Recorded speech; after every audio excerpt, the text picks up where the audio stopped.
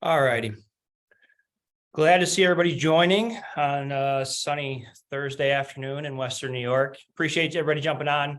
Um, This is the first of hopefully many of these weekly calls. I thought, given where we're at in markets and the questions I'm getting from both clients and potential investors, thought it was timely to really just start to kind of unpack, where I think we're at in the market, deliver some good content and education and some thought leadership.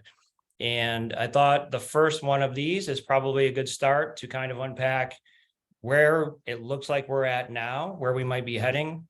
What can we do from a planning standpoint to protect ourselves from any potential landmines out there, and kind of go from there and show you guys how Cornell Capital and my theory, my process works. So that being said, why don't we kick this off, Pat, if you want to jump to the next slide. And I'll pause here just because I think it's very important to kind of set the stage of what we're doing is showing you the education and the mindset and giving you the tools that the wealthiest people I've worked with over the last 20, 25 years have used to take their wealth exponentially higher with much less risk than a traditional way of wealth management. So that's what we're kind of going to unpack here, along with where I guess I told you where I think where we're at and where we might be heading. So that kind of brings us to another point of, what's wrong with this financial system and why we do things the way that we do it here. So Pat, that being said, skip to the next slide. So this is a quote, and I love to pick on my former firm, great firm, but it's always so interesting to me that this is a wealth management firm that tells you to buy traditional stocks and bonds primarily. However, this is their outlook for the next foreseeable future in the short term. So, they literally are showing you in a visual what they call the death zone. However, still expecting you to stay invested, hold on, telling you that that's the way to build wealth. This is what made me feel like a hypocrite with the resources I was given at the time to best coach my clients, until I found a better way, right? Until I really unpacked what was going on in the system, took a deeper look at what does the 1% of 1% do to build their wealth and keep it, and go from there and take advantage of things like this when markets are down, but not be so tied to this that your financial security rides the same wave of that graph that you see right there. So that being said, Pat, jump to the next slide. Just to hit this point home, these are just recent headlines from this week. So I think you're seeing a common theme. Morgan Stanley is now up from 20% to 26%. JP Morgan saying the same thing. Brian Wesbury, one of the economists that I follow closely and respect the most, that is his headline from his last newsletter this Monday. Brian Wesbury historically has taken a lot of heat because he is overly bullish on traditional investments most of the time when most people weren't. That's what they're saying right now, to be prepared because a storm is headed our way. And I think that all kind of summarizes by interest rates have gone up so quickly. We have not dealt with what happened during this pandemic as far as printing money. People are going to stop spending from the stimulus. All of this is coming to a head. Inflation is still out of control. Nothing's been done to eradicate that. So we're creating this perfect storm that we have not seen the effects of yet, and nobody has been in this environment before.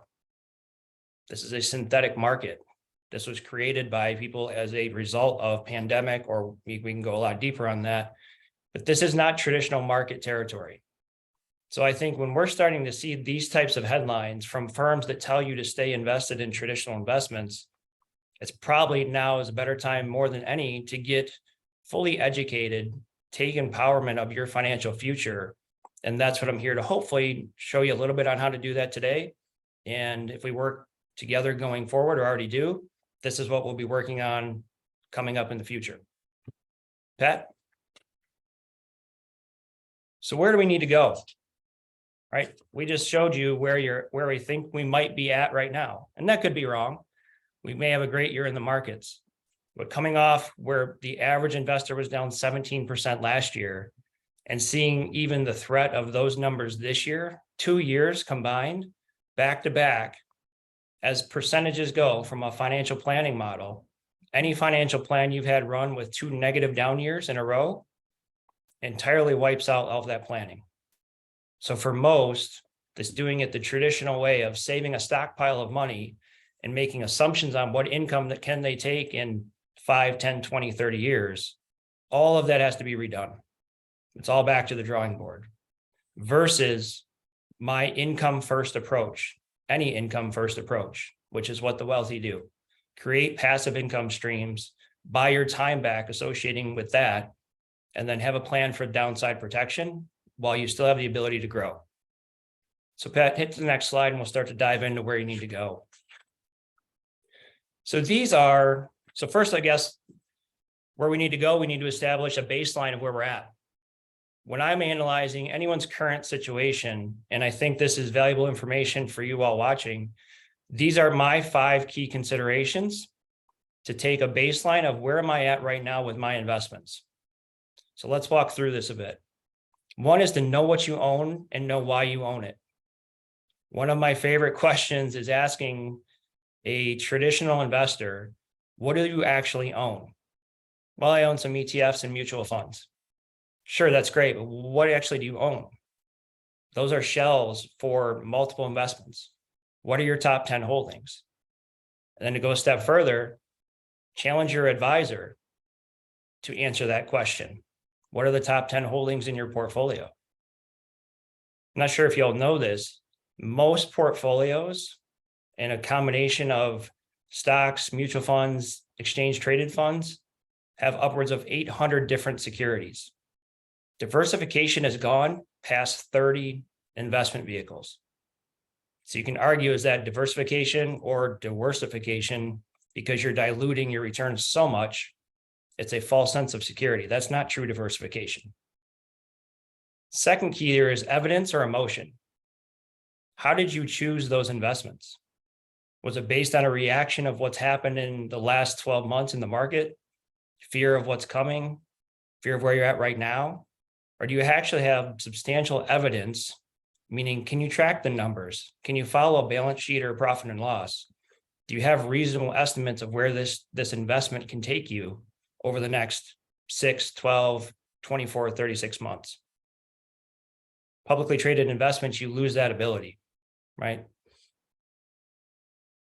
Third, being product or process. This is a big one. So if you don't know how you've chosen the investments in your portfolio, you likely have been sold a group of products, right? Each one of those may have their own different story, but that doesn't necessarily fit into a process. For me, a process is a step-by-step. We start here. These things happen on this timeline with a budgeted process, and we have a reasonable expectation of what we should expect and know exactly when we're off track. If we know when we're off track, we can course correct along the way. 4, is it current information or historical? We just talked about we're in unprecedented times. Printing money like we have has never happened in history before. So you can't look back and compare apples to apples. Traditional wealth management is really built on selling you what historically this has happened, and you should expect this. The reality is, most times your actual returns don't look anything like the historical illustration you've been shown. And I know this because I used to do this. We were coached by the firm to put these historical pictures together. And to be fair, you have to rely on something, right? But also to be fair, using publicly traded investments, you have no idea what the future is going to bring, especially now. So the only thing you have is to try and drive your car looking in the rearview mirror. Usually doesn't work out too well. And the 5th, this is one that seems small, but when you put dollars and cents to it, can make or break your financial security. Is it average historical returns that you're always being quoted?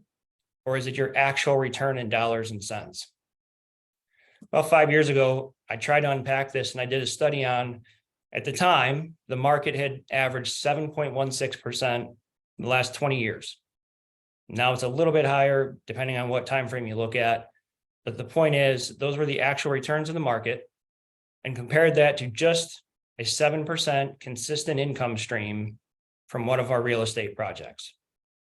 Same 20 years, we ran actual returns of the S&P 500, ran it the same way it happened. We reversed the order as far as sequencing. At the end of the day, averaging the consistent 7% of just the income from those projects, you had 25% more money on the bottom line. So on paper, when you're reviewing, it looks like the same percentage return, but the bottom line on your statement tells you much differently. And I used to get this question all the time of, hey, this is the return it shows I've made, but when I look at what I had last year and what I have this year, why is that different? That's why. That doesn't account all the ups and downs in between during that year of the markets, inefficient trading if you're in a mutual fund or any type of managed account, so on and so forth. The list goes on. So my point is, once we establish a baseline of where you're at, then you can start to develop a plan of what are you going to do going forward. All right, Pat.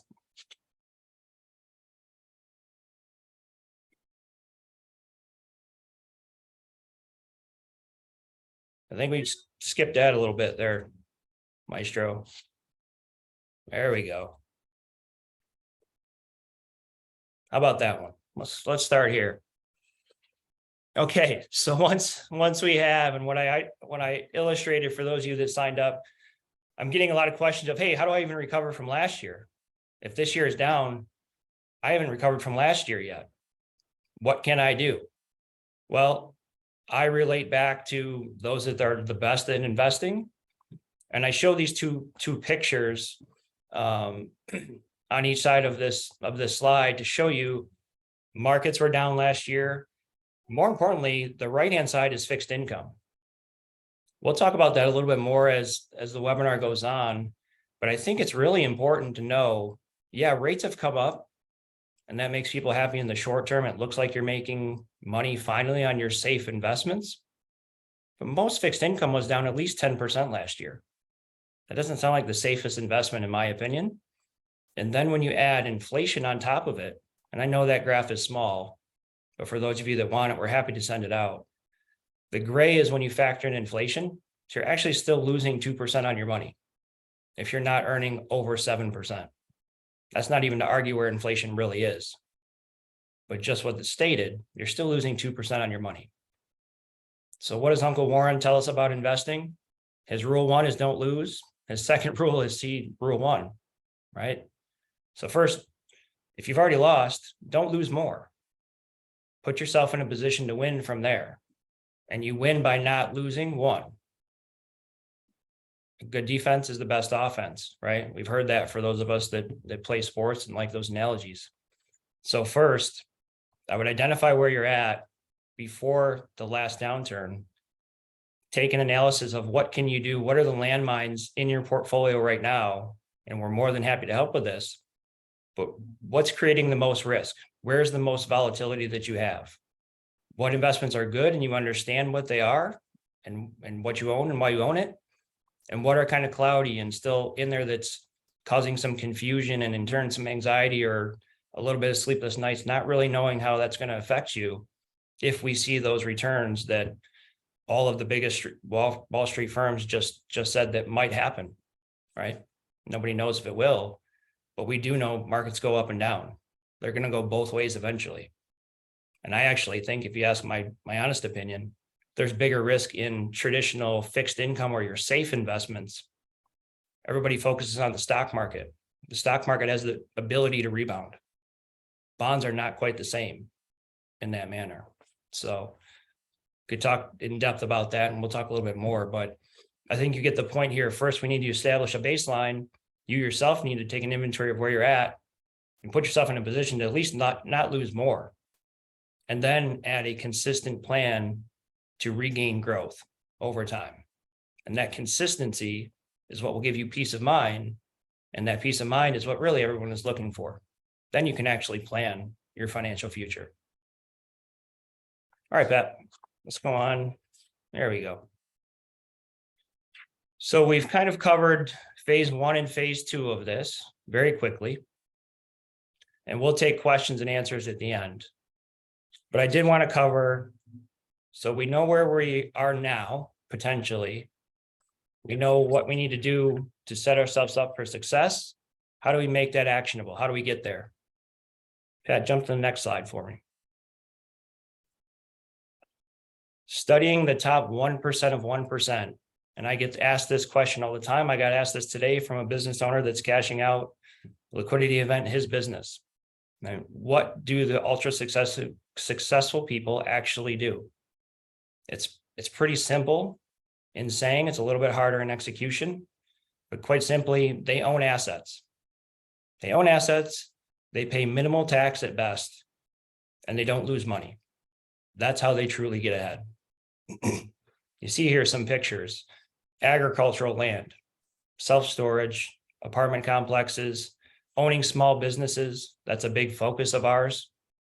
Baby boomers are retiring in massive amounts. I think it's 12,000 retire every day. They have good, profitable businesses that are maybe just a little bit under where a true private equity firm will buy them for a large lump sum. And they usually don't have a lot of succession plan. Pretty typical story. I saw it all the time with my clients. I see it now with the people I talk to. Huge opportunity on the investment side to go in, scale that up, add some efficiency, some marketing processes, and get it to a point where you can professionalize that and sell. Those are the types of things where you can actually understand what you own, especially if you're a business owner, because you came from that world. Know what you own, know why you own it, and reasonably understand how you're going to get to a goal to grow your wealth and create consistent income. All right, Pat.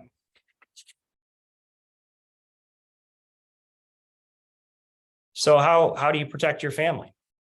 One of the bullet points I put in the invitation to this are really the main questions I get all of the time. So that's what I'm trying to address one by one here. So the first answer to that, how do you protect yourself and your family, is stability. And the biggest thing that throws off any financial plan, we talked about it earlier, were consecutive negative years in traditional investments. One of the things that I think is a mental game changer for me, and I'd like to think it makes a difference in the lives of my clients, especially relative to where I came from. I'm giving people more percentage return in just the income component of all of our investments than we ever did as an average annualized return in 20 years at Morgan Stanley, or 20 years at Morgan Stanley plus Edward Jones. Same thing, right? We've all heard the average investor, even to this day with the rising tides we did have in the markets, the average investor's return is still 4% due to mismanagement, emotion, so on and so forth. By going to private investments, not only are you getting higher income and higher return, but you're taking the emotion out of it by default. It turns you into a cash producing machine, passive income to help you buy your time back. So we start with stability. And here's just a quote. Ralph Cram is the godfather of triple net lease real estate. Triple net lease is very boring. It's just a lot of very limited risk to the owner, and payments that are backed by certain promises to pay or consequences if they don't. That's a very short explanation of what that is. But he says that's like a bond weighted down by a rock, or a bond wrapped in real estate. Things like that as your stability piece for your portfolio versus a bond fund that can be up or down 10% a year. That's more like an equity type return to me. That's not your safe money. Something consistent, predictable with tax efficiency, that I can plan an income stream around. Okay, Pat. So again, add stability, but how else do you protect your family? Take education, financial education seriously. Robert Kiyosaki is the Rich Dad, Poor Dad advisor, book author. I follow him closely. One of his quotes is here: intelligence solves problems and produces money. Money without financial intelligence is money soon gone. I've unfortunately seen that in the best way and the worst way. That's why it's my mission. That's why I left the business that I had at Morgan Stanley, to provide more empowerment to individual investors, more access to institutional style investments, and more education so you can be empowered to understand really what's going on with your own wealth. It's amazing to me. We educate ourselves on everything else, and we kind of put our heads in the sand oftentimes, right? Certainly not everyone. When it comes to finances and traditional big box wealth management, they're designed to keep it a very cloudy gray area that keeps them under the radar of having to explain some of the things that we talked about earlier, and justifies their fee.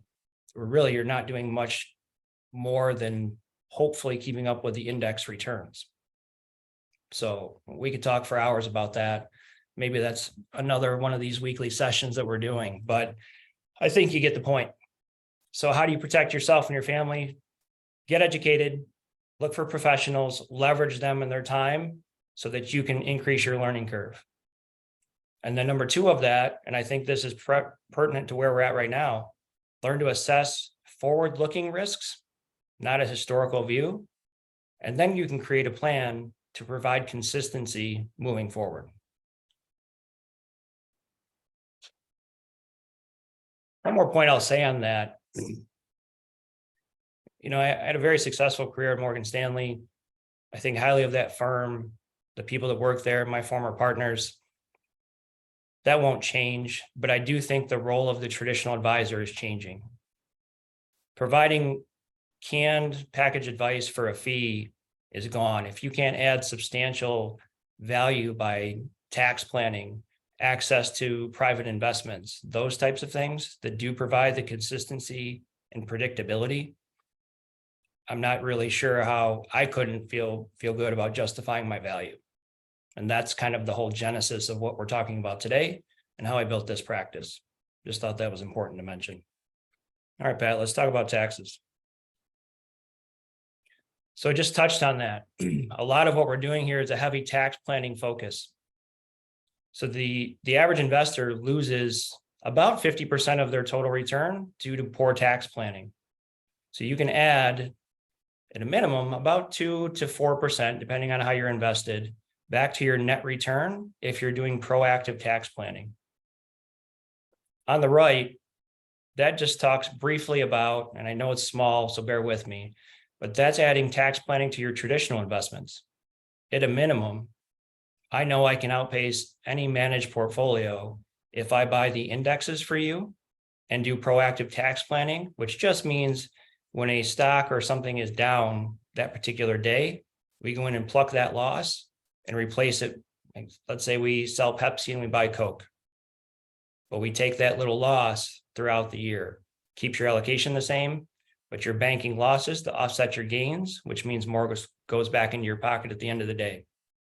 And nothing irritates me as an advisor or most of my clients more than when you've had a down year, but your mutual funds, if you're invested in mutual funds, still pay out a capital gain. It's a little bit like salt in the wound, and it can be avoided just with some proactive effort on your advisor or your part. On the left-hand side, this is a little bit confusing. It's from one of Kiyosaki's books as well, but I thought it was important.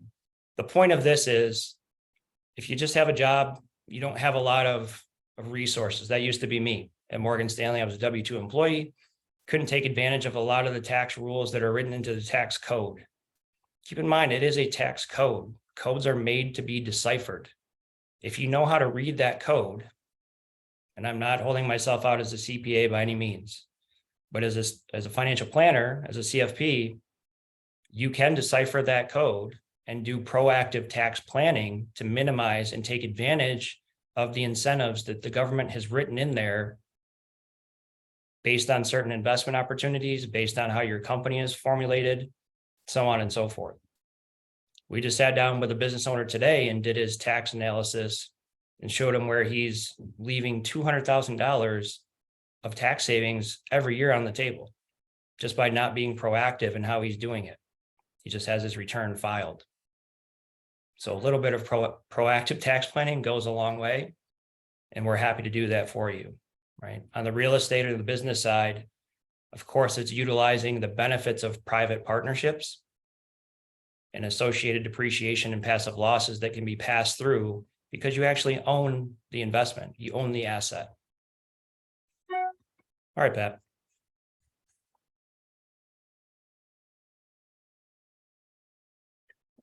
So we talked about access. A big part of this world, what separates the top investors from the average investor is access to top tier investment opportunities and guidance. So accessibility allows you to build that freedom from predictable results. So a few things, just a few bullet points to think about here. And we'll send this out to everybody that attended so you have this. One is adopt an income first strategy. It never made sense to me to try and figure out what's that number I need, what's that stockpile of money, and hope that the next however many years, as we talked before, goes right, so that I can then take this percentage of income off of that for the rest of my life, while still hoping that nothing goes wrong to throw that off. If you're buying your time back via passive income now, you set up those income streams essentially for life, which takes all of the pressure off the rest of your assets, which leads me to my second bullet point, my 40% challenge. I love challenging a traditional advisor with a financial plan that I used to do for my clients, where they would use all of your money to produce what you could potentially live on. I'll take 40% of your assets in my style of investment and show you how I can at least beat, or ideally double in most cases, the net income to you that your advisor used 100% of your assets to generate in his illustration, which takes so much pressure off the rest of your assets and in turn allows you to drastically reduce the risk. And we're not betting on a hypothetical rate of return. We're creating predictability. And third, really, this is a mindset shift, which most of investing is all emotional, and it is all mindset. You have to reverse your conventional wisdom. Everything we've been taught isn't necessarily the right way to do it now. Maybe it was 20 years ago, 30, maybe it was 10 years ago. The world has changed. We're in unprecedented times. Now more than ever, people need to take control of their investments, take control of their finances, and leverage some of these principles to ensure a proper outcome. And I just listed here, I've tried to summarize the best of everything we do. These 9 pillars to success, when I've seen the best plans come into fruition, and when everything works the way it should, most, if not all of these 9 pillars are in place. Actually own it. Use tax efficiency. Use cost efficiency. Meaning, how do you keep your fees reasonable? I'm the first one to pay for value, but if I can't figure out where the value is, you're giving return away, right? You're giving away something you could give to charity or give to your family. Transparency to actually know what you own. Create that peace of mind so you feel comfortable. Consistency in what to expect. Predictable income. And then there's a lot to be said for just keeping things as simple as possible. Traditional wealth management does a great job of creating this gray area around investing and making you think that sometimes, not to downplay things, but sometimes things are harder than they need to be. So you can justify a management fee.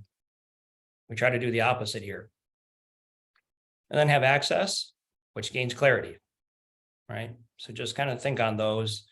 And I challenge you to think about your personal situation and what parts of your financial plan, your financial assets, check those boxes. All right, Pat.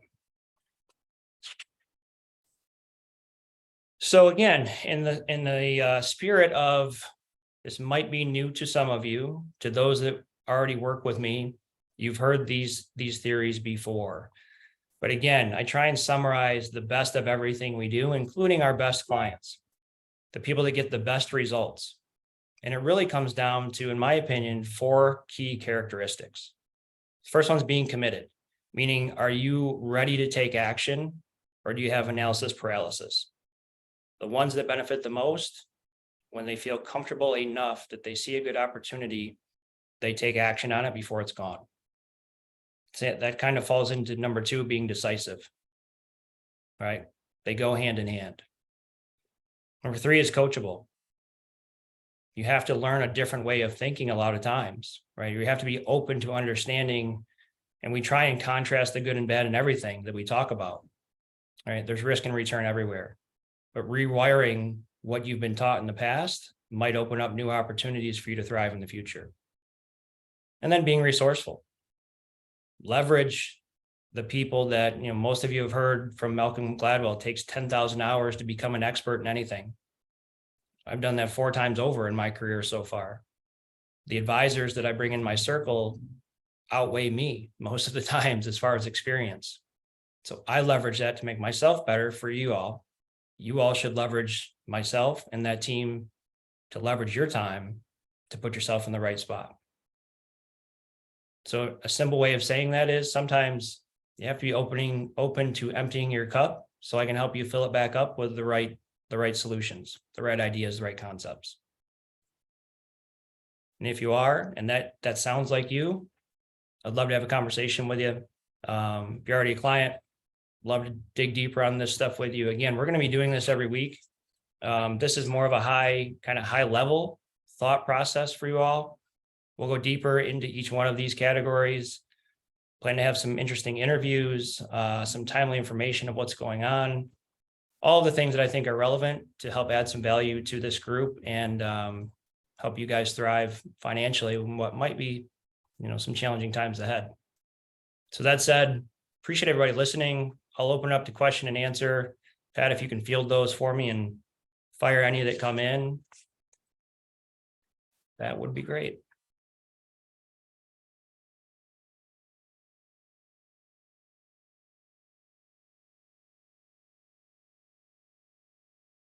And I'll give everyone 1 or 2 minutes just to see if any questions come. I know I threw a lot at you very quickly. Said we'll email this presentation out to you all. I would welcome a call just to have a strategy session with myself personally. If you're on this webinar, I appreciate you spending your time. I'll give the same in return. In this, you'll know where to find me, all my contact information. So I guess if we don't have any questions right now, write them down. Looks like we got some. Okay. All right, here we go. Are there any products or investments you have available now that someone could take action on if they were ready? Oh, my favorite question. I love that question. Yes, of course, is the answer. Right now we're working on stability in portfolios. So we have probably 4 or 5 really solid investment offerings open on the private side. Of course, I won't go into details of those, but most of them are, 7 to 10% current income, double-digit returns, as much tax efficiency as we can provide. So hopefully we're minimizing most, if not all of that tax due on that income. We still need to really analyze your respective situation, what may or may not be the right fit. We take that very seriously. So the short answer is yes, we have plenty of options. We don't lack for opportunity here.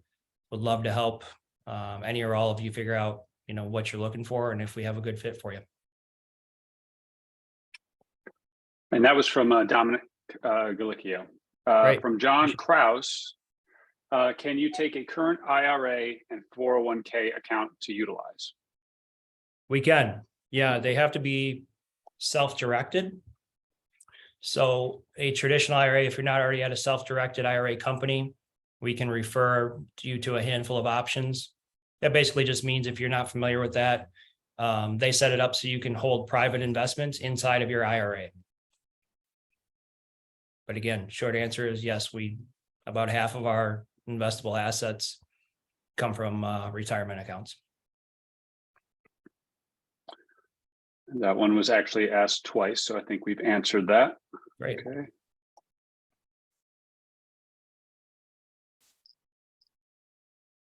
Anyone else? Oh, Dominic again said, do you have income investments that pay monthly as well as quarterly? We do. Yeah, we typically try, in my mind, because I do invest in all the projects that you see Cornell Capital offer. I tend to like to see a return faster than slower on my money. So try and do monthly payments on a lot of our offerings. Some of them are quarterly by design, just because they have to be due to the cash flows. But all are either monthly or quarterly.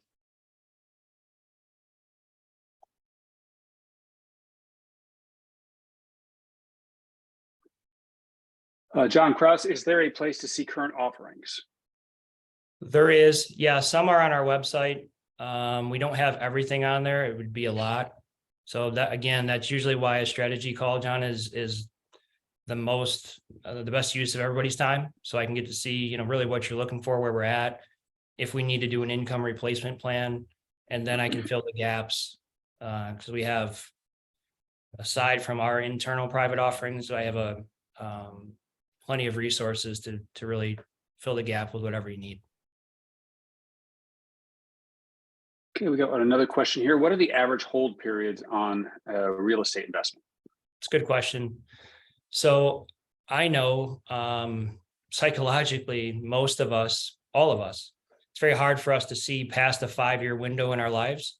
So I try and keep everything we offer to a 5-year investment horizon or less.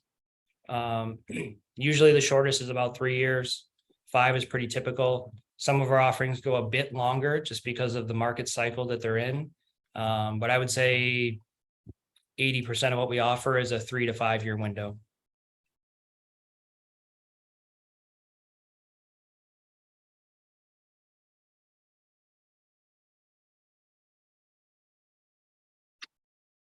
Looks like that might be it. Okay. All good questions. Thank you all for writing in. I appreciate that. So again, that said, fire any last minute questions that you have. Otherwise, feel free to shoot me an email with them. Let's schedule a call if I can help you. You want to talk through anything. Again, appreciate everybody being on the call, and we'll see you next week.